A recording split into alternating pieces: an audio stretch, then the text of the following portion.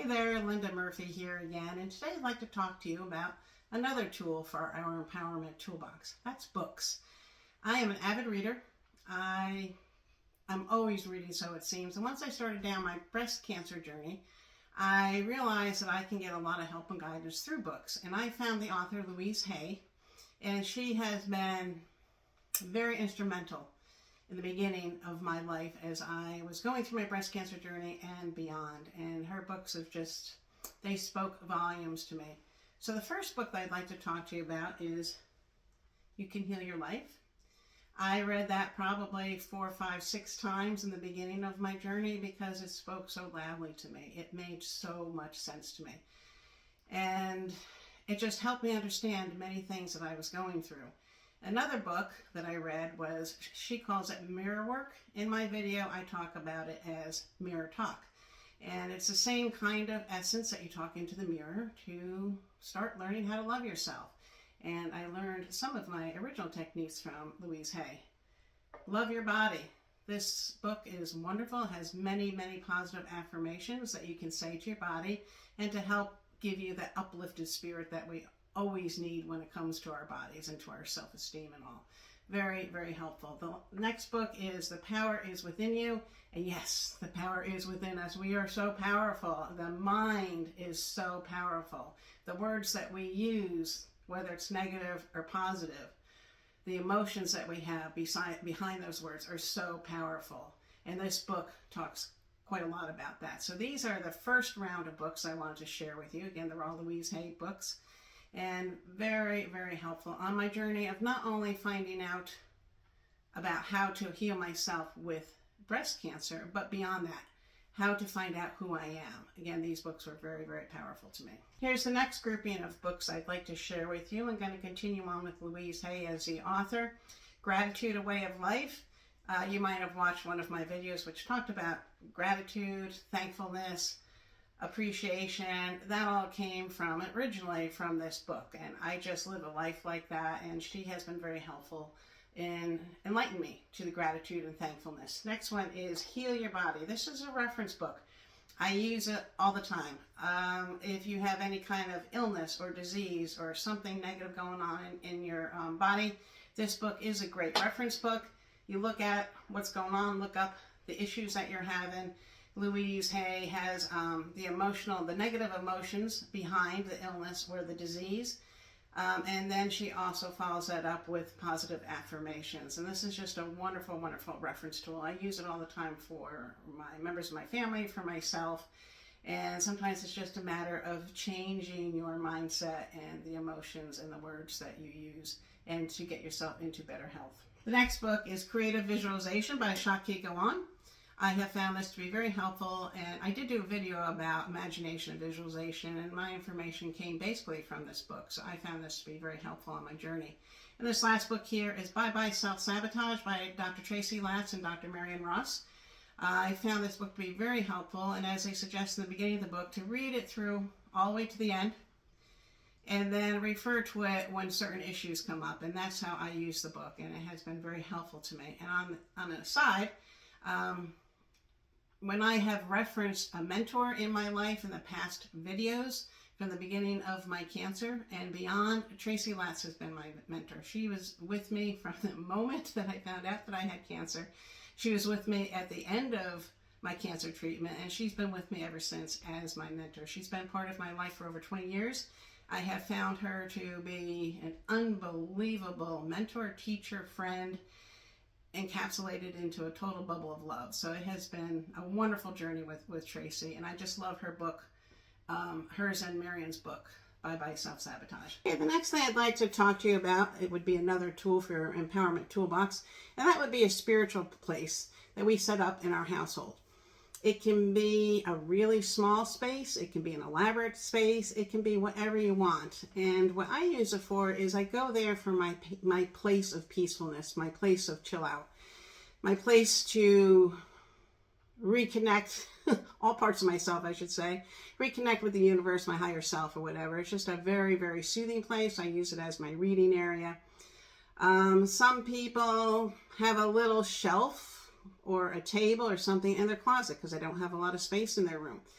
They sometimes have it in just a small area within a room. There's all different ways you can do it. There's no right or wrong, but I have found it to be very helpful. I've collected many things over the years that help me feel really good when I'm in my spiritual place, and it's just my go-to for everything and anything. So I would like to take you on a tour of my spiritual space. Okay, here is my spiritual room. I'll take you on a little tour. We got my comfortable chair, couch, whatever you want to call it, my little Afghan table and light, so I can do a lot of reading there, which I do. Getting closer, if you look down the bottom, there's my basket of wood pieces. My husband had cut up a tree out in the front of our house, and I just really loved how those pieces of wood look, so I collected them. Put them in the basket, and sometimes I just really need a lot of grounding, and it's just helpful for me to have that around by me. And up here, this is a picture that somebody gave to me. This person's near and dear to me, so I love having it in my spiritual place. Got my salt lamp. I got other things that I have collected. I've got my pendulum that I use all the time, actually. Pendulums help for yes and no answers. A little smudge stick, sage smudge. I do a lot of smudging to help rebalance energy in different places that need to be rebalanced. I have this saying here that I absolutely love. Life begins at the end of your comfort zone. Isn't that the truth? I love that saying. Then come up here. There's a picture that I created. I am not an artist, or so I thought, but I absolutely love that picture. It came from my intuitive inner eye and love it, so I have it up there. In front of us are, let's see, that line of candles represents the chakra. I use that for human chakras. And the bridge of candles behind it, all the different chakras of animals. I use them for two different things.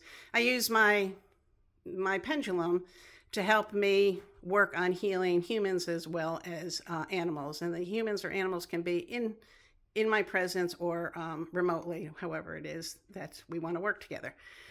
Okay, got all of these things that are important to me. I love what this saying says. There is no death, only a change of worlds. I don't know if you can see that, but that's powerful to me. I love to collect crystals. I have my bigger crystal collection here along with my bigger feathers. I love to collect feathers from birds. I have a big box full of feathers I've collected over the last 15 years. Don't know what I'm going to do with them all, but I love collecting feathers.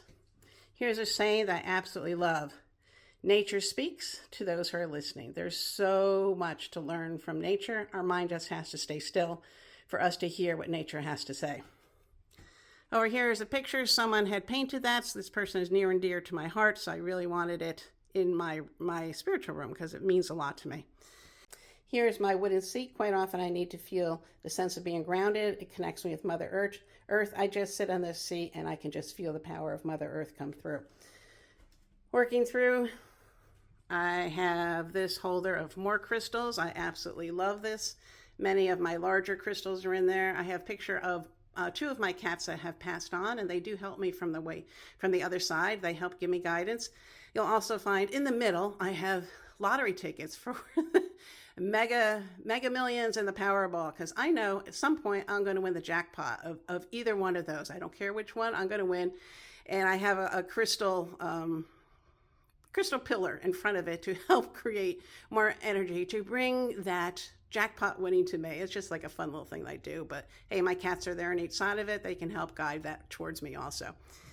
There's my reading, all of my books, not exactly really neat, but it's one of my many bookshelves. I said I collect a lot of crystals. This is a bunch of drawers that I have that have a bunch of different crystals in the different compartments. These books mainly talk about crystal healing, which I really, really enjoy. More crystals, all these different drawers. This container for crystals, this is near and dear to my heart. My husband made it for me because he knows I love crystals, so it just speaks volumes of love to me because he made it because crystals are important to me. So this is my spiritual space, and I felt it would be nice to share with you, and it might give you an idea that perhaps you would like to create your own spiritual space. However, simple, small, big, lavish, whatever, it's a great place to have and part of your Tools for Empowerment toolkit. Okay, I showed you many of the books that I use for reference during my journey of trying to figure out who I am. I gave you a tour of my spiritual space, which is very near and dear to my heart. I absolutely love that place.